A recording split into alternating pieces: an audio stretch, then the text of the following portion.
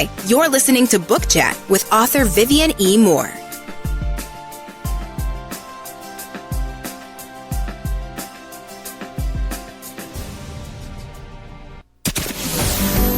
Welcome, everybody, to this week's episode.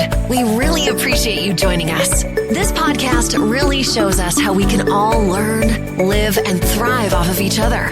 By sharing our knowledge through our conversations, we will impart some knowledge whilst learning ourselves how to progress even further.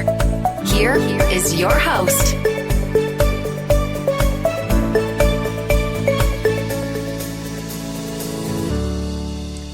Hello and welcome to Book Chat. I am your host, author Vivian E. Moore. I hope everyone had a great week, and I hope that you are having an even better weekend. And speaking of weekends, next weekend is, of course, the Labor Day weekend. And since that is a holiday, that means that we will not have a show for next weekend. So we will definitely look forward to the following weekend when Book Chat will return. All right, so we're going to get straight to today's show because I don't want to keep you for too long because I know that most everyone has weekend plans. So let's get into it. All right, so the title of today's show is The Exit Plan, and the topic is crafting well-planned plot endings. Well, we all know that when it comes to storytelling, well, maybe not all of us, but authors for sure, one of the most crucial elements is, of course, the ending. Well-planned conclusion will leave a lasting impression on your audience, and that's what we want, right? And so it also ensures that your story resonates long after it's told, okay? And but how do you create a plot ending that is both satisfying and memorable?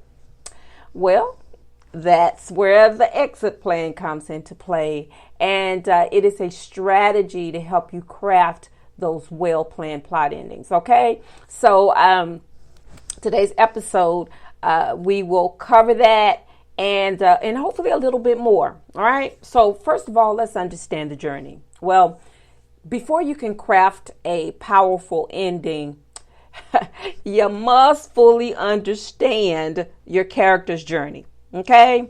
So, needless to say, the ending should feel like a natural progression of the story's events, right?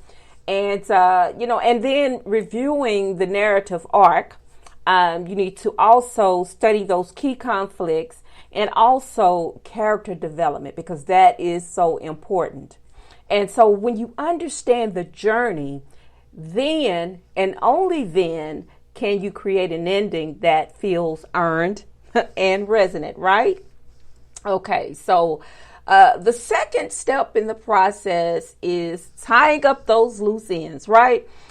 We know how important that is, especially in today's society, how that we know that we must tie up loose ends. We don't want anything left open or that a resolution has not been achieved. We want to make sure that everything is taken care of. So in the writing world, that is most important, to tie up those loose ends, right? So I think one of the most crucial and critical aspects of a strong story ending is closure, because we all need closure, whether it's in our fantasies or in our real everyday life, right?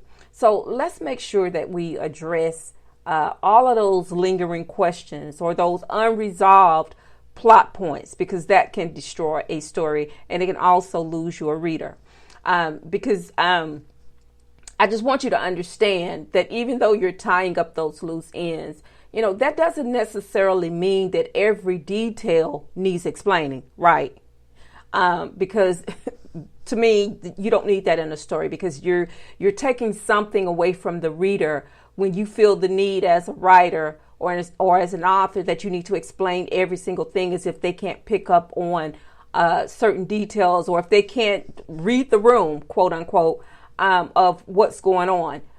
Give your readers some credit because they are astute And you know, if they are avid readers, then they pretty much get the gist of what a story is and the layout of that story. Okay, so but you just need to make sure that the main narrative threads that they conclude satisfactorily or satisfyingly. Okay, so that also helps you to avoid those rushed or those abrupt endings that they only end up confusing the audience, because you're leaving them wondering, what in the world just happened? You know, I didn't get that. What happened? So we don't want to do that. So we want to tie up those loose ends, but we want to make sure that they're not tied up so tight to where it insults the reader, or either it leaves them wondering what in the world is going on. All right. So the next thing is you need to stay true to the theme. And essentially what that means is that the ending of your story should reflect the central themes that you've been exploring, right? My pastor, God rest his soul, always said the first mentioned principle, how something starts in the beginning is usually how it ends, or how a person is in the beginning is usually how they are in the end, right? So we want to stay true to that theme. So whether your story is about redemption, love, or loss, you need to ensure that the conclusion reinforces these themes, right? So this thematic consistency, it will provide a deeper meaning, and then also it will offer that coherence to your plot ending. Okay, that is so important. All right, so the next thing is you need to balance surprise with satisfaction. We love if you are a cook, for instance, and you have a skillet. Let's say it's a cast iron skillet, and if that skillet is well balanced, if you can hold it in your hand and you can feel the strength of it, you know, everything is even, everything is just in perfect balance. You know, whatever meal you prepare in that skillet is going to be perfect because it's already in the right format. Okay, the balance is perfect. There is nothing off about it. So you have no doubt that there will be any surprises at the end. And speaking of cooking, the same thing goes with a good meal. You know, if it is prepared correctly, if you have the right amount of seasonings and everything that goes along with that, then you have the perfect balance, right? So there again, there will be no surprises, but you will have satisfaction. All right. So again, a great ending, it often strikes a balance between the expected and the unexpected, right? So while you want to surprise your readers, okay, you must also ensure that the surprise feels logical. You get that? Within the story's context, all right? So the key is to build up to the twist in a way that in hindsight, it feels inevitable, all right? So that gives those readers the thrill of surprise while maintaining the satisfaction of a well-plotted story. All right. You cannot go wrong there. All right. So now let's consider the emotional impact, because that also goes with a well-planned plot ending. All right. So the emotional tone of your ending is just as important as the plot itself, right? So let's think about the emotions you want to evoke in your audience. You want some joy, right? We've been hearing that a lot, right? Joy, because that is so important. Joy is a good thing, all right? Sadness. We want to add the right elements of sadness, because what is a story without these emotional elements? You know, we don't want a story that reads like a commercial where everything is upbeat and all of that. You know, we want it to read as though it's part of a real life situation, you know, that it could happen to anybody, that it can happen to you. We want to see those emotional elements in the story, okay? Because we want that emotional impact. We also want some hope. We've been hearing that a lot too, right? And we just need the perfect mix of all of these emotions, because that to me makes a very emotional impact on the reader. And then the author's final scenes should also leave their readers feeling, something profound, right? That will ensure the story lingers in their minds when it has been crafted correctly. Again, I'm going back to that great meal. I'm a foodie, for those who don't know. If you've had a meal that was so divine, it could be months since you had it, but the impact of that meal, it stayed with you. It made an impact on you that you will probably never forget for the rest of your life. So we can duplicate that in when we do those well-crafted plots. All right. So now let's talk about those open versus closed endings. All right. Well, let's decide whether, your story will have an open or closed ending. A closed ending, it ties up most of the plot points, and then it leaves little room for interpretation, right? We don't want the reader trying to figure out, what happened. And even though they just read the story, make them feel like they need to go back and read it again because they missed something. What you need to do is to provide a clear resolution so that does not happen. And on the other hand, an open ending, it leaves some elements unresolved, and you mostly see that in sequels. Okay, so it allows the readers to ponder what might happen next, and then both approaches they have their merits, right?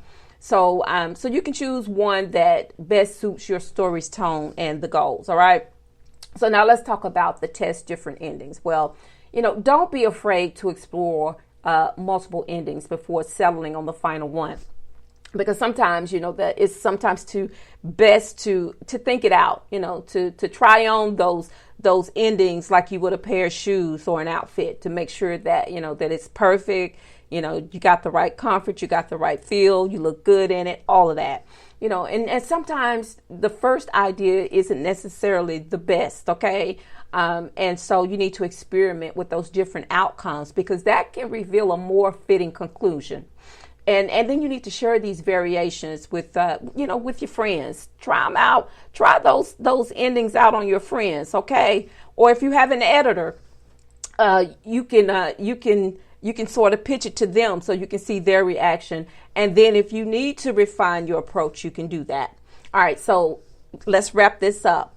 So crafting a well thought out plot ending, it requires that careful consideration of the entire narrative and understanding your story's journey, tying up loose ends, staying true to the theme, balancing surprise with satisfaction, and then considering the emotional impact that earns a win. All right. So whether your story concludes with a sense of closure or it leaves the door open for interpretation, the key is to guarantee that it feels both earned and meaningful.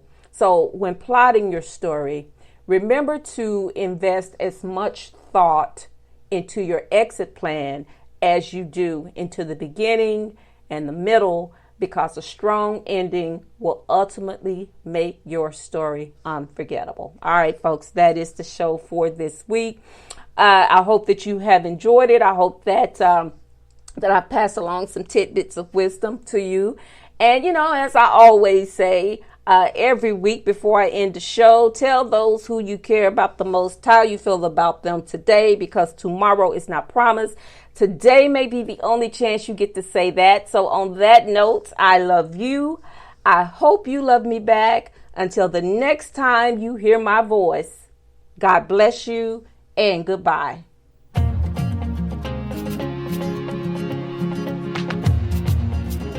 Loved what you've heard on this week's episode? Well, the answer is simple. It would mean the world to us if you could head over to iTunes and leave us a 5-star review and feedback. Spreading the word really is the best way to grow our podcast and achieve even greater things. Thank you.